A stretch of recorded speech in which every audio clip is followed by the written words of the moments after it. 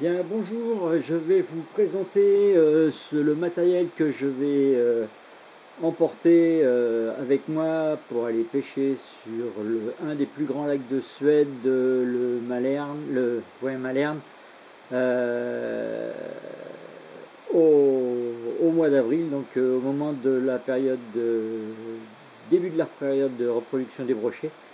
Donc, vu ce qui est expliqué un petit peu à droite et gauche, les gros poissons, les grosses femelles se rapprochent des bordures. Donc j'ai prévu du matériel un petit peu plus hard que ce que j'utilise ici en France. Voilà. Donc en France, j'utilise en règle générale ce type de moulinet. C'est un 3005. Je suis monté en 10 kg de tresse. Pour là-bas, j'ai prévu un petit peu plus gros. Donc ça, c'est ce qui va me servir pour pêcher sur la perche. Et puis peut-être les petits le long des roselières, on va voir. Donc là, je suis en 2005, 3000. Là, je suis en 3005 et en 4000. 13 de 20 kg ici, 13 de 25 kg ici. Je ne pêche pas en casting, j'utilise que des cannes spinning, j'utilise que ce type de moulinet là. Par contre mes cannes sont très courtes, 2 mètres, 1 mètre 80 et 2 mètres au maximum, que ce soit mes cannes pour le jerk ou pour les leurres souples, voilà. C'est là, et puis vraiment pour les gros jerks et les gros leurres, vous allez voir, là je suis dans du 5000 et je suis en 13 de 25 kg aussi, donc avec fluorocarbone là je dois être en 90 centièmes, mais je vais m'équiper en 120. Voilà, ça c'est pour les moulinets. Les cannes, je vous les ferai voir un petit peu plus tard, parce qu'il y en a une qui est en construction. Donc voilà. Bien sûr, il faut du petit matériel, c'est-à-dire des pinces pour les œillets à décrocher ou quoi que ce soit. Mais bon, je préfère prendre une pince pour chaque utilité. Donc ça, à la ceinture, avec un ciseau pour couper la tresse, avec de quoi affûter les hameçons. Parce qu'apparemment, là-bas, les hameçons morflent beaucoup. Une pince à décrocher. Donc j'ai pris une pince très très grande, ce qui permet d'aller chercher les leurres sans se mettre la main dans la gueule des poissons. Et quand on sait la virulence des dents des brochets, je préfère garder mes doigts. Donc ça, pince à sleeve, ça c'est ce que j'utilise même ici hein, pour le fluorocarbone, le titane et les bas de lignacier. Je ne fais plus de nœuds, je ne fonds plus les âmes extérieures de certains bas de lignacier au briquet. J'utilise des sleeves et une pince adaptée bien entendu. Donc après, tout ce qui est petit matériel à côté hein, pour pouvoir refabriquer s'il y a besoin et se mettre au bout du jour. Donc des palettes, ça c'est pour mes gros spinnerbettes. Hein.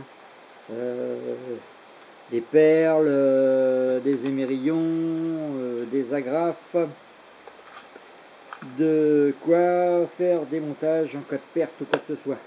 Il y a toujours du stock, mais je préfère emmener de la réserve. Bas de lignacier, j'en ai quelques rouleaux. Titane, c'est pareil, c'est dans une autre boîte, je vous ferai voir ça après. Voilà, pince coupante et puis tout le petit matériel pour pouvoir bricoler. Bien entendu, j'emmène des hameçons triples. Alors en 1,0 et en 1. Des petites agrafes et puis des petits trucs en tire-bouchon pour attacher les leurres souples, pour monter les leurres souples, hein, pour les entre parenthèses montage shallow comme ils appellent ça. Moi j'appelle ça plutôt des montages au fond, parce que c'est les endroits où il y a peu d'eau. Corde à piano, titane, encore du bading acier, des hameçons un peu plus petits pour remplacer les hameçons qui sont sur mes poissons nageurs que j'utilise ici en France pour pêcher. Donc là, voilà, ça c'est la taille que j'utilise pour pêcher ici en France. Donc ça c'est du standard pour ici. C'est des tailles standards, 10-12 cm. Là-bas, je m'attends à avoir très peu à les utiliser. J'ai changé les hameçons.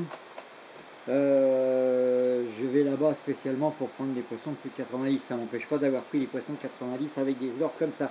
Mais bon, vu que là-bas, c'est que des petits poissons entre 40 et 50 qui sont sur les bordures des herbiers et qui répondent avec ça. Si je tombe sur des perches, eh bien ça sera très bien de pouvoir avoir des leurres comme ça. J'ai pris aussi des spinnerbait. Alors ça c'est des spinnerbait fabrication maison. Les palettes, j'ai pris ce qu'il fallait en palette. Il faut que ça brasse de l'eau. Je cherche du gros poisson, donc qui dit gros poisson dit gros leurre, dit gros appât, dit grosse bouffe. Donc il faut que ça brasse de l'eau, il faut que ce soit repérable assez loin. Donc les palettes assez grosses. Ça brasse de l'eau, du visible, Fire Tiger, beaucoup de Fire Tiger, du foncé aussi, Fire Tiger, encore une autre sorte.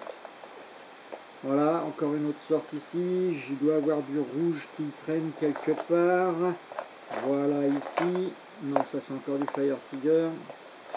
Voilà, du rouge foncé pour vraiment, si les eaux sont claires, essayer de me démarquer dans le volume avec les flashs, toujours ce même type de cuillère. Voilà, ça c'est les spinners. J'ai pris une cuillère, c'est pas ma tasse de thé la cuillère, puisque je vais pêcher dans 3 mètres d'eau, donc ça va avoir du mal à descendre, mais bon, on sait jamais, sur les bordures ça peut peut-être le faire. Comme il y a beaucoup de truites, j'ai privilégié une couleur truite, mais bon, c'est pas le top. Et puis j'ai prévu de faire quelques petites jigs avec une palette qui n'est pas commercialisée en France et qui a un rolling naturel et qui, dès qu'on touche au fond, eh bien, elle se pose bien à plat, logiquement. Voilà. Donc ça c'est une des petites choses que je fais et que je vais emmener. Voilà pour le matériel de base au niveau de ce que j'emmène.